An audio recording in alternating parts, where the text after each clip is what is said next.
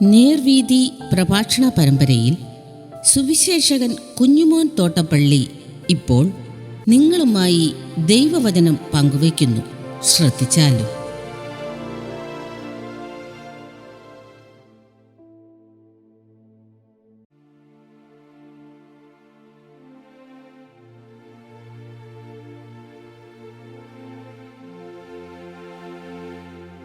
അത്തിവൃക്ഷത്തിൻ്റെ ഉപമ.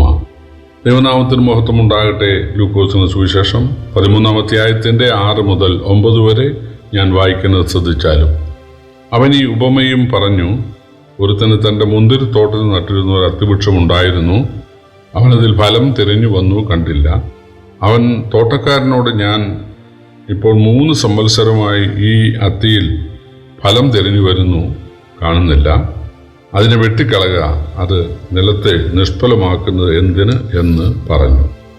അതിനവൻ, കർത്താവേ, ഞാൻ അതിന് ചുറ്റും കിളച്ച് വളമിടുവോളൂ, ഈ ആണ്ടും കൂടെ നിൽക്കട്ടെ, മേലാൽ കായ്ച്ചെങ്കിലോ ഇല്ലെങ്കിൽ വെട്ടിക്കളയാം എന്ന് ഉത്തരം പറഞ്ഞു. കർത്താവായ യേശു യോഹന്നാൻ സുവിശേഷം 10-ാം അധ്യായത്തിൽ പറഞ്ഞു, ഞാൻ മുന്തിരിവള്ളി, എൻ്റെ പിതാവ് തോട്ടക്കാരനുമാകുന്നു. ഇവിടെ ഒരു തോട്ടക്കാരൻ തൻ്റെ വേലക്കാരനോട് പറയുകയാണ്, എൻ്റെ മുന്തിരിത്തോട്ടത്തിൽ വളരെ പ്രതീക്ഷയോടെ ഞാനൊരു അത്തിവൃക്ഷം കൊണ്ട് നട്ടിരുന്നു. ഈ മുന്തിരിക്കിടുന്ന വളമൊക്കെ അത്തി വലിച്ചെടുക്കുന്നുണ്ട്. പക്ഷേ 3 വർഷമായിട്ട് ഫലമില്ല. അതുകൊണ്ട് ഞാനിതിനെ വെട്ടിക്കളയാൻ പോവുകയാണ്. അപ്പോൾ ഈ ജോലിക്കാരൻ പറയുകയാണ്, യജമാനെ, ഈ കൊല്ലം കൂടെ നിൽക്കട്ടെ, ഞാൻ കുറച്ചുകൂടെ വളമിടാം, വെള്ളമൊഴിക്കാം, കിളയ്ക്കാം. ഇത് വാസ്തവത്തിൽ പ്രധാനമായി യഹൂദന്മാരെ ഉദ്ദേശിച്ചാണ് പറയുന്നത്.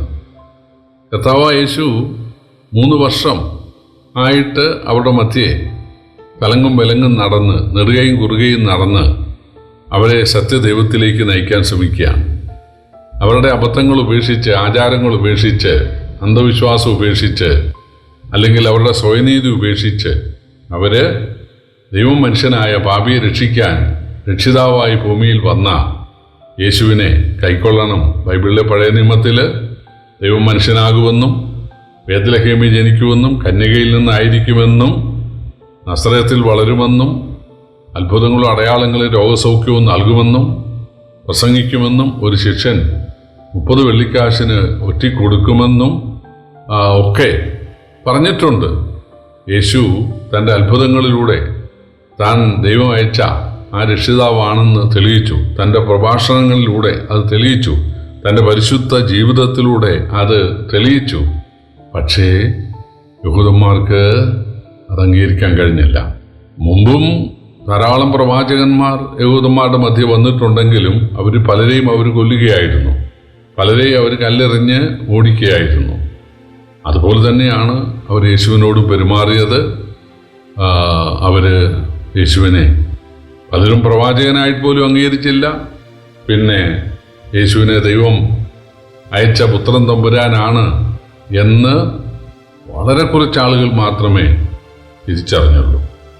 അതുകൊണ്ട് പിതാവ് ചോദിക്കുകയാണ്, ഞാൻ അവരെ വെട്ടിക്കളയട്ടെ. അപ്പോൾ പുത്രൻ തമ്പുരാൻ പറയുകയാണ്, ഈ വർഷം കൂടെ നിൽക്കട്ടെ. തീർച്ചയായിട്ടും ആ വർഷം അവർക്ക് വലിയ ന്യായവിധി ഉണ്ടായി. അതായത് റോമാ ചക്രവർത്തിയുടെ സേനാനായകൻ വന്നു. നീറോയുടെ സേനാനായകനായ ടൈറ്റസ് വന്നിട്ട് AD 70 യെരുശലേം ദേവാലയം കല്ലിൻ്റെ മേൽ കല്ല് ശേഷിക്കാതെ തകർത്തു. എന്ന് മാത്രമല്ല, അവരെ മരം കിട്ടാതാകുവോളം കുരിശിച്ചു. സ്ത്രീകളോട്, ഗർഭിണികളോട് പോലും, കുഞ്ഞുങ്ങളോട് പോലും കരുണ കാണിച്ചില്ല. വെട്ടിക്കളയട്ടെ, വെട്ടിക്കളഞ്ഞു. പക്ഷേ യഹൂദന്മാർക്ക് ഇത് അവരെ ഉദ്ദേശിച്ച് പറയുന്നതെന്നൊന്നും മനസ്സിലായില്ല.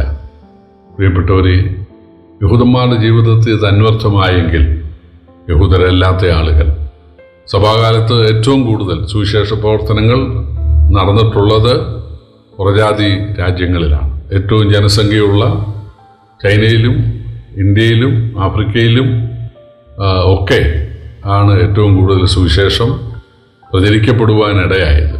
പക്ഷേ അവർ പലരും വിഗ്രഹാരാധികളായിട്ട് തുടരാനാണ് ഇഷ്ടപ്പെടുന്നത്.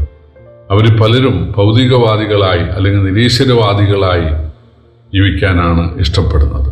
തീർച്ചയായിട്ടും യഹൂദരെ കരണകൂടാതെ ദൈവം ശിക്ഷിച്ചെങ്കിൽ യഹൂദരല്ലാത്തവരെയും തീർച്ചയായിട്ടും ശിക്ഷിക്കും. ഒരു കാര്യം കൂടെ ഞാൻ പറയട്ടെ. ഇന്ന് ദൈവത്തിൻ്റെ ഏറ്റവും അധികം സംരക്ഷണം ലഭിക്കുന്നത് ദൈവമക്കൾക്കാണ്. നാം എന്തു വേണം? തീർച്ചയായിട്ടും ദൈവത്തിന് ഫലമുള്ളവരാകണം. നല്ല ഫലം കായ്ക്കാത്ത യഹൂദന്മാരെക്കുറിച്ചാണ് യോഹന്നാൻ പറഞ്ഞത്, വൃക്ഷങ്ങളുടെ ചുവട്ടിന് കോടാലി വെച്ചിരിക്കുന്നുവെന്ന്. ദൈവം നമ്മെ തൻ്റെ മക്കളാക്കിയത് നല്ല ഫലം കായ്ക്കുമെന്നുള്ള പ്രതീക്ഷയിലാണ്. അതുകൊണ്ട് ആത്മാവിൻ്റെ ഫലമായ സ്നേഹം, സന്തോഷം, സമാധാനം, ദീർഘക്ഷമ, ദയ, വിശ്വസ്തത, സൗമ്യത, പരോപകാരം, ഇന്ദ്രിയജയം അത് നമ്മിൽ വർദ്ധിച്ചു വരുവാൻ ഇടയാകണം. കൂടാതെ അതത് തരം ഫലം കായ്ക്കുന്ന വൃക്ഷമായി നമ്മൾ മാറണം. നമ്മൾ വിത്തുള്ള സസ്യങ്ങളാകണം. നമ്മൾ ധാരാളം ആത്മാക്കളെ കർത്താവിന് വേണ്ടി നേടണം. പലരെയും നീതിയിലേക്ക് തിരിച്ചവ നക്ഷത്രങ്ങളെപ്പോലെ ശോഭിക്കുമെന്ന് വായിക്കുന്നത് പോലെ പലരെയും നീതിയിലേക്ക് തിരിക്കുന്ന ഫലമുള്ള വൃക്ഷങ്ങളായി നാം തീരുന്നില്ല എങ്കിൽ തീർച്ചയായിട്ടും നമുക്ക് അതിൻ്റെ ശിക്ഷ ഉണ്ടാകും എന്നുള്ളത് മനസ്സിലാക്കുവാൻ ദൈവം നമ്മെ സഹായിക്കട്ടെ. കർത്താവ് നമ്മിൽ നിന്ന് ആഗ്രഹിക്കുന്നത് ആത്മാവിൻ്റെ ഫലവും ആത്മാക്കളാകുന്ന ഫലവുമാണ്. ആ ഒരു തിരിച്ചറിവ് നമുക്കുണ്ടാകുവാൻ ദൈവം നമ്മെ ഈ ഉപമയിലൂടെ സഹായിക്കട്ടെ. കർത്താവിൻ്റെ വലിയ നാമം വാഴ്ത്തപ്പെടുമാറാകട്ടെ.